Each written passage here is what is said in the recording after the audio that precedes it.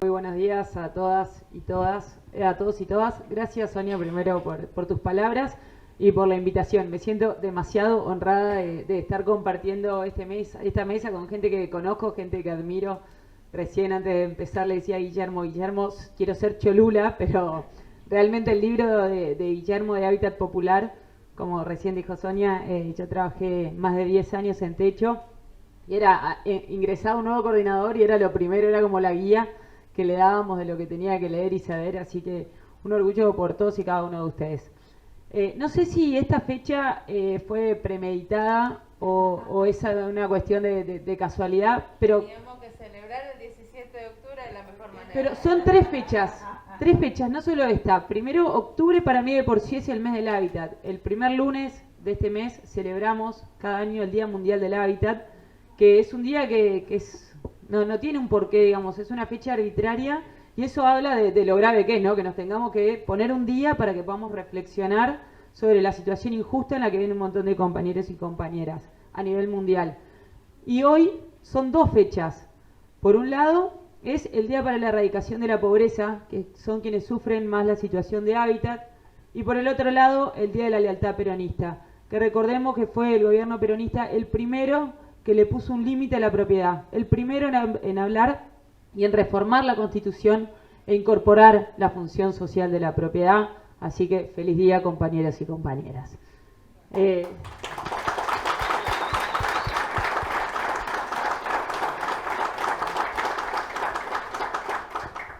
Primero quiero hacer un repaso de varias cosas que fueron diciendo y que por eso iba anotando. No es que estaba haciendo dibujitos, estaba prestando mucha atención. Primero lo de Horacio me parece recontra destacable. Hablaba de la formación académica para dar soluciones al pueblo. Hoy tenemos un sector académico muy divorciado de los problemas de la sociedad. Y que tengamos en nuestra provincia una universidad que está buscando ser un punto de encuentro entre quienes tienen los conocimientos técnicos y quienes están padeciendo la problemática. Realmente felicitarte a vos, Horacio, y en tu nombre a todos, toda la universidad, ¿no?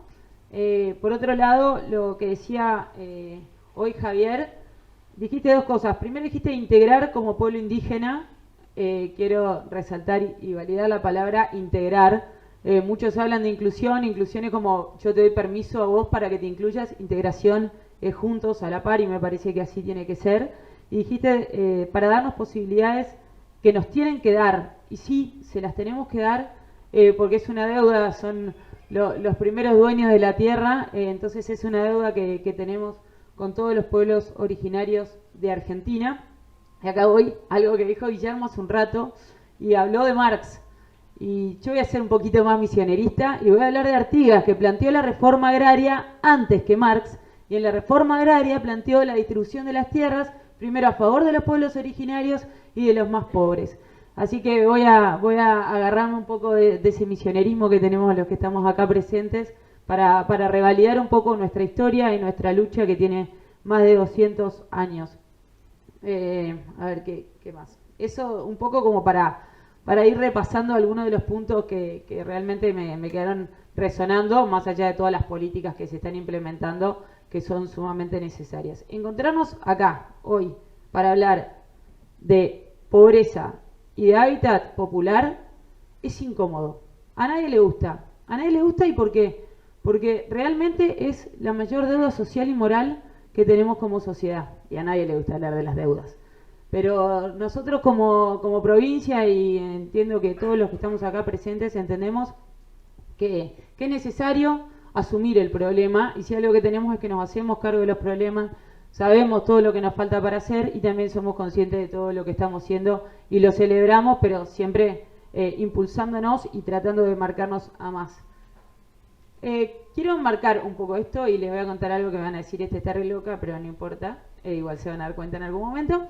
Algo que yo pienso un montón de veces cuando hablo de hábitat, y las invito a hacer esta reflexión.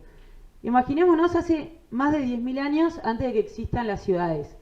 Un hombre que no tenía un hombre, una mujer, una persona que no tenía luz, que no tenía electricidad, que tenía que caminar kilómetros para encontrar un animal, cazarlo, comerlo, otros kilómetros para buscar agua. Y yo siempre me hago esta pregunta: ¿qué harían? Mi respuesta siempre es: busco a otros. O sea, sola no me dejes en esto, pero buscamos a otros, y es una tendencia, porque buscando a otros vamos a tener más oportunidades. Y así fue como ese hombre, que en un principio era nómade, se empezó a organizar, empezó a sentarse, empezó a dividir las tareas. Algunos se pudieron ocupar de la salud, otros de la educación, otros de la agricultura, y se fueron formando las aldeas.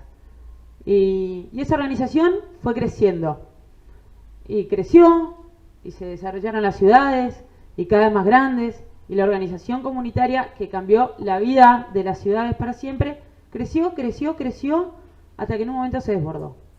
Se desbordó y aparecieron las ciudades fragmentadas. Por un lado, ciudades para uno, con todo al alcance de la mano, con un clic, con un prender una perillita y que se encienda la luz, con abrir una canilla y que salga agua. Y por el otro lado, ciudades para un montón de argentinos, misioneros, misioneras y latinoamericanos, porque es un problema que nos excede, que viven en la informalidad, que no tienen el acceso al agua potable, que también es un problema de salud. Como decía, la inversión en agua potable debe ser de las más redituables que podemos hacer como Estado. Y en esa situación de informalidad y demás, viven más de 1 de cada 10 misioneros, viven más de 1 de cada 10 argentinos. Y todas estas personas están luchando y autogestionando su hábitat todos los días. Y esto tiene que ver mucho con lo que planteaba al principio, ¿no? Pero ¿qué nos pasó en el medio? En el medio aparecieron un montón de leyes y de normativas que empezaron a diferenciar lo formal de lo informal. Y además de diferenciar lo formal de lo informal, lo hicieron con un supuesto prejuicio de que había unas cosas que estaban mal y que otras estaban bien. Entonces les pusimos el dedo estigmatizante a quienes se vieron arrojados a vivir en la informalidad. Y la verdad es que a mí siempre me molestó, siempre me pregunté cómo podíamos soportar como humanidad tantas injusticias. No soy arquitecta, no soy abogada, no soy urbanista, simplemente les hablo desde este lugar, desde que la injusticia me incomodó, me hizo sentir que tenía que hacer algo y me involucré con los sectores populares, más ligado al urbano, como decía recién Sonia. Nos conocimos en la organización Techo, donde estuve, creo que son 15 años, trabajando ahí, que Techo no es más que una organización que es un punto de encuentro entre la ciudadanía con ganas de hacer algo y los sectores más desfavorecidos que no les queda otra que hacer algo. Entonces, bueno, un poco quería repasar por eso. ¿Y por qué es tan complejo, no? Trabajar este tema? Porque vivimos en una provincia con la voluntad política de hacerlo, con la escucha activa a los distintos sectores que atraviesan esta problemática. Y es muy complejo porque estamos en un continente que valora mucho lo patrimonial, ¿no? Lo patrimonial respecto a la propiedad. El mercado del suelo urbano, ¿no? Es de los más especulativos que existen, en el mundo. Y sus mecanismos son tan implacables que terminan arrojando a quien vive en situación de pobreza a donde puedan comprar. Y digo comprar porque sabemos que la mayoría de quienes habitan los barrios populares compraron su tierra, que no tienen la formalidad, pero que pagaron por ella. Y los arroja a los lugares más alejados, a los lugares que están vulnerados, que no tienen el acceso a los servicios básicos. Tenemos un mercado del suelo que vulnera derechos, que segrega ciudades. Y es muy loco, ¿no? Porque estamos hablando de que, por un lado, tenemos que satisfacer el derecho universal al acceso al suelo urbano. Y por el otro lado, y es una tensión dialéctica, por el otro lado tenemos que el bien con el que se satisface ese derecho es privado. Entonces, ¿cómo hacemos, no? Y acá radica la complejidad de abordar esta problemática. El bien con el que se satisface es privado y además es finito e irreproducible. No vamos a hacer más tierra, hermano. O sea, con lo que tenemos que empezar a cambiar las reglas del juego porque hay algo que no está funcionando. Y es un problema que viene desde hace un montón de años, ¿no? Nos vamos a remontar a los colonizadores cuando decía ellos son los dueños de la tierra y por eso tenemos una gran deuda, ¿no? Pero tenemos un país que también, si lo piensan, o sea, corregime, Guillermo, si me equivoco, pero en 1869 el Código Civil de Vélez Sarsfield dijo que que el derecho a la propiedad privada era sagrado, inviolable, absoluto, eran 5 características. ¿Te acordás? Era sagrado, absoluto, inviolable, exclusiva y perpetua. O sea, imaginémonos, 1869 ya estaba diciendo eso nuestro Código Civil. Después, como dije, por suerte vino Perón a imprimir la función social de la propiedad, pero derrocaron a Perón y vino la contrarreforma. O sea, en ese escenario estamos hoy parados para trabajar esta temática que claramente con los años que conlleva y con la magnitud que conlleva no se puede solucionar de un día para el otro. Pero acá es donde me parece valioso que realmente sea un espacio de apertura y de intercambio. En nuestra provincia no ignoramos la problemática, nos hacemos cargo de la problemática y trabajamos arduamente todos los días para tratar de emparejar un poco esta cancha que está muy desequilibrada, ¿no? Porque esto que sea privado, finito y reproducible, que algunos tengan mucho, hace que inevitablemente otros no puedan acceder. Y además vivimos en el mundo del revés, ¿no? Porque parece que quien atesora y acumula la tierra urbana es un virtuoso, incluso no usándola, y quien la usa para vivir es un delincuente. Estamos en el mundo del revés. Por eso acá nos hacemos cargo y queremos tratar de dar vuelta a esta situación. Y si uno mira los últimos 20 años en nuestra provincia, se han hecho un montón de avances y a veces nos cuesta ver esa mitad del vaso por lo que falta, porque seguimos caminando y seguimos viendo todas las familias que siguen viviendo en una situación injusta. Pero estamos en una provincia que, hoy lo hablamos con Oscar, hemos regularizado cientos de miles de hectáreas. Eso es una locura, eso no suele pasar en muchos otros lados. Tenemos una resolución para los sectores más urbanos, que es la resolución 210 del IPRODA. No sé si la conocés, le hablo más a Guillermo porque bueno, es nuestro invitado afuera. Pero de la resolución 210 del IPRODA, que lo que hace es ser un intermediario entre quien tiene el título de propiedad de la tierra y quien es el dueño por habitarla. Eso quiere decir que quienes habitan hoy en un barrio popular, el IPRODA va, busca al titular de la tierra, sienta a todos los actores en la mesa, se ofrece como intermediario, hace una encuesta socioambiental familia por familia para ver cuánto las familias podrían pagar por acceder al título de propiedad formal de la tierra. Entonces, sin comprometerle los otros gastos básicos de alimento, de indumentaria, que los pibes vayan a la escuela, dicen, bueno, las familias pueden pagar 4.000 pesos por mes por la tierra durante 4 o 5 años. Y ahí se sienta con el titular de la tierra, se le abre una cuenta en el banco y las familias pagan directamente al propietario y el Estado absorbe los gastos de mensura, de escrituración y demás. También, hoy Sonia mencionaba la ley del RENAVAP. Me tocó militarla mucho tiempo en el Congreso antes de trabajar acá como diputada. Y esa ley es un amparo para todas las familias, ¿no? Porque prohibía por 4 años los desalojos para todos los barrios populares. Esa ley está vigente, pero se nos está por vencer, por eso estamos ahora trabajando en el Congreso y ahora pasa al Senado. En el Congreso fue aprobada e incluso pedimos que la prórroga del desalojo no sea solo por 4 años, sino que sea por 10. Pero a nivel provincial ya nos habíamos adelantado a eso y tenemos una ley propia anterior que también prohíbe los desalojos, no solamente de los barrios populares, sino de todas aquellas familias que no tengan la titularidad de la tierra, se podían inscribir en el IPRODA, demostrar cuántos años hacía que vivían en ella y también están cubiertos y amparados legalmente por eso. Que son pasos sumamente importantes, no solucionan el problema, pero todos sabemos que tener una seguridad en la tenencia es fundamental, es básico, porque irte a dormir no sabiendo si mañana te vas a poder despertar en el mismo lugar, no me puedo ni siquiera poner en esos zapatos.